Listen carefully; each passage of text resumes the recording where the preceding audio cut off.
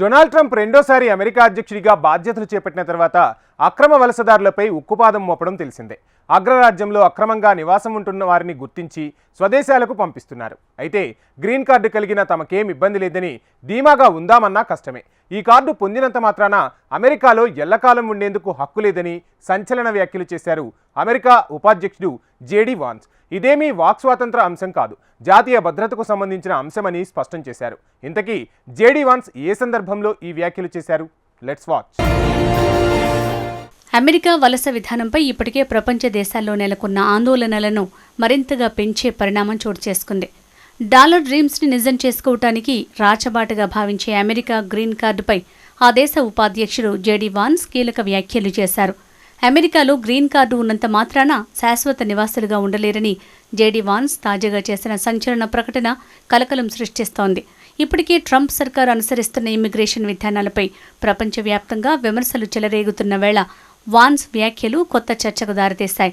ఒక ఛానల్లో JD Vance మాట్లాడుతూ గ్రీన్ కార్డు ద్వారా అధికారిక శాశ్వత నివాస హోదా పొందినంత మాత్రాన వారికి అమెరికాలో ఎల్లకాలం ఉండిపోయే హక్కు లేదు. ఇది వాక్ స్వేచ్ఛకు సంబంధించిన అంశం కాదు, జాతీయ భద్రతకు సంబంధించిన విషయం. అమెరికా పౌరులుగా ఎవరిని మాలో విలీనం చేసుకోవాలో మేము నిర్ణయిస్తాం. విదేశీ వ్యవహారాల మంత్రి గాని అధ్యక్షుడు గాని ఎవరైనా ఓ వ్యక్తిని అమెరికాలో ఉండరాదని నిర్ణయిస్తే అటువంటి వారికి ఇక్కడ నివసించడానికి ఎటువంటి చట్టబద్ధమైన హక్కు ఉండదని స్పష్టంగా పేర్కొన్నారు. గ్రీన్ కార్డు హోల్డర్ అయినా సరే అమెరికా భద్రతకు ముప్పు కలిగించే కార్యక్రమాల్లో పాల్గొంటున్నట్టు అనుమానిస్తున్న విద్యార్థులు తదితరులపై కఠిన చర్యలకు ట్రంప్ సర్కార్ సిద్ధమవుతోందని ఉపాధ్యక్షుడు ప్రకటించారు. వారి ఉనికి అమెరికాకు ముప్పు అని తేలిన పలువురిని త్వరలో తిప్పి పంపుతున్నాం. ఈ జాబితాలో విద్యార్థులతో పాటు ఇతరులు కూడా ఉన్నారు అని వివరించారు. ట్రంప్ రాకతో అమెరికాలోకి అక్రమ వలసలు 95% పైగా తగ్గిపోయాయన్నారు. అమెరికా అధ్యక్షుడు జేడీ వాన్స్ చేసిన వ్యాఖ్యలు అంతర్జాతీయంగా ముఖ్యంగా భారత్లో దుమారం రేపుతున్నాయి. ఏటా భారీ సంఖ్యలో అమెరికా బాటపట్టే భారత విద్యార్థులందరికీ గ్రీన్ కార్డు ఒక బంగారు కళ. అది చిక్కిందంటే అమెరికాలో శాశ్వత నివాసం దక్కినట్టేనని భావిస్తారు. వాన్స్ వ్యాఖ్యలు వారినేగాక అమెరికాలో గ్రీన్ కార్డు హోల్డర్లైన లక్షలాది మంది భారతీయులను కూడా కలవరపాటుకు గురి చేస్తున్నాయి. అయితే జేడీ వాన్స్ ఇందుకు కారణాలు కూడా వెల్లడించారు. న్యూయార్క్లోని ప్రఖ్యాత కొలంబియా యూనివర్సిటీ గ్రాడ్యుయేట్ విద్యార్థి మహమ్మద్ ఖలీల్ ఇటీవల యూదు విద్వేష ఆరోపణలపై అరెస్ట్ అయ్యాడు. ఆయన అమెరికాలో గ్రీన్ కార్డు ద్వారా శాశ్వత నివాసత్వం పొందారు. మహమ్మద్ ఖలీల్ స్థానిక విశ్వవిద్యాలయాల్లో పాలస్తీనా అనుకూల ఇజ్రాయెల్ వ్యతిరేక ఆందోళనలకు నాయకత్వం వహించాడు. ఈ నేపథ్యంలో ఇతన్ని ఇటీవల అరెస్టు చేశారు. అతని గ్రీన్ కార్డుని రద్దు చేసి స్వదేశం సిరియాకు తిప్పి పంపే ప్రయత్నాలకు ట్రంప్ యంత్రాంగం శ్రీకారం చుట్టింది. ఈ క్రమంలోనే వాన్స్ ఈ వ్యాఖ్యలు చేశారు. పాలస్తీనియన్లకు అనుకూలంగా ఆందోళనలు చేస్తూ క్యాంపస్ని తమ స్వాధీనంలోకి తీసుకున్న కొందరు విద్యార్థులను తమ విద్యాలయం నుంచి బహిష్కరించినట్లు కొలంబియా యూనివర్సిటీ వెల్లడించింది. పట్టభద్రులైన మరికొందరి డిగ్రీలను రద్దు చేశామని తెలిపింది.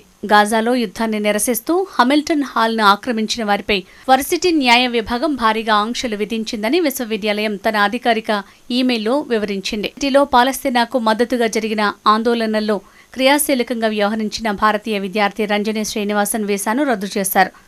ఆమె F1 విద్యార్థి వీసాపై అమెరికాలో ఉంటున్నారు. ఇటీవల జరిగిన నిరసనలకు ఆమె మద్దతిచ్చినట్లు అక్కడి అధికారులు ఆరోపించారు. దీంతో ఆమె వీసాను రద్దు చేస్తున్నట్లు US department of homeland security ప్రకటించింది. అయితే CBP హోమ్ అనే యాప్ను ఉపయోగించి ఆమె మార్చి 11న స్వీయ బహిష్కరణకు గురైనట్లు CHS పేర్కొంది. అందుకు సంబంధించిన వీడియోను విడుదల చేసింది. మరోవైపు F1 విద్యార్థి వీసా ముగిసిన అమెరికాలోనే ఉంటున్న పాలస్తీనాకు చెందిన మరో విద్యార్థిని లెకా కోర్డియాను అక్కడి అధికారులు అరెస్టు చేశారు.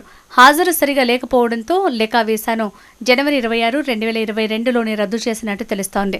అమెరికాలో నివసించడానికి చదువుకోవటానికి వీసా మంజూరు చేస్తాం, కానీ మీరు ఉగ్రవాద సంస్థలకు మద్దతుగా నిరసనలు తెలిపినప్పుడు వాటిని రద్దు చేస్తాం. అలాంటి వారు ఈ దేశంలో ఉండకూడదని తెలిపారు DHS అధికారులు. మిలిటెంట్ సంస్థలకు మద్దతుగా నిరసనలు తెలిపిన వారిని బహిష్కరించేందుకు DHS ఇటీవలే హోమ్ యాప్ని ప్రారంభించింది. ఈ యాప్లోని టూల్ని ఉపయోగించి స్వచ్ఛందంగా దేశాన్ని వీడే అవకాశాన్ని కల్పిస్తుంది. 1952లో ఆమోదించిన అమెరికా ఇమిగ్రేషన్ నేషనాలిటీ చట్టాన్ని అనుసరించి దేశ విదేశాంగ విధానానికి వ్యతిరేకంగా వ్యవహరించే వలసదారులు ఎవరినైనా వెనక్కి పంపించి వేయొచ్చు. అలాగే నేరాలకు పాల్పడిన సుదీర్ఘకాలం దేశంలో నివసించకపోయినా వలస నిబంధనలు పాటించడంలో విఫలమైన ఈ చర్య తీసుకోవచ్చు. అయితే ఈ చట్టాన్ని చాలా సందర్భాల్లో ప్రయోగిస్తారని న్యాయ కోవిదులు పేర్కొంటున్నారు. వాన్స్ చెప్పినట్టుగా అమెరికాలో శాశ్వతంగా ఉండేందుకు హక్కు కల్పించదు. దీన్ని 10 ఏళ్ల కాలపరిమితితో జారీ చేస్తారు. కొన్ని పరిస్థితుల్లో గ్రీన్ కార్డును రద్దు చేయొచ్చు. నేర కార్యకలాపాల్లో పాల్గొన్నా, చాలా కాలం పాటు అమెరికాకు దూరంగా ఉన్న, వలస నిబంధనలను ఉల్లంఘించిన గ్రీన్ కార్డును కోల్పోతారు. అమెరికాలో నివసిస్తున్న భారతీయులు దశాబ్దాలుగా గ్రీన్ కార్డుల కోసం కళ్ళు కాయలు కాచేలా ఎదురుచూస్తున్నారు. వారిలో చాలా మందికి కార్డు దక్కాలంటే 50 ఏళ్ల దాకా పట్టొచ్చు.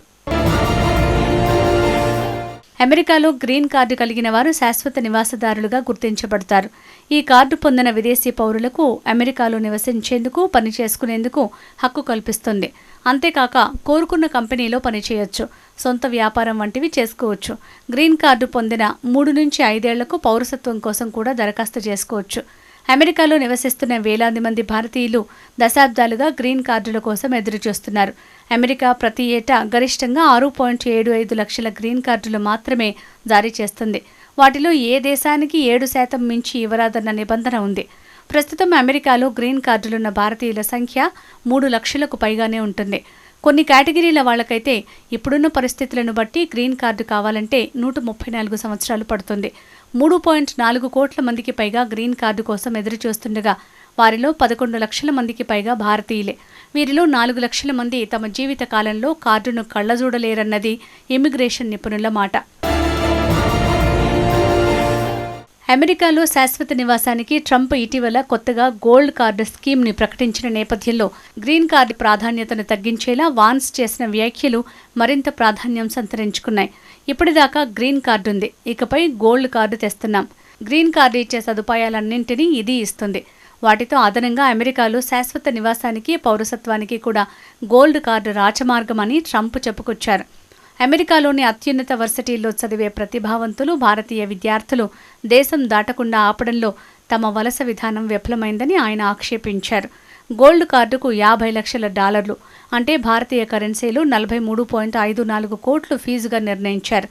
కనీసం 1 కోటి గోల్డ్ కార్డులు అమ్మాలి అన్నది మా లక్ష్యం. తద్వారా వచ్చే ఆదాయంతో అమెరికా అప్పు తీరుస్తామని ట్రంప్ ప్రకటించారు.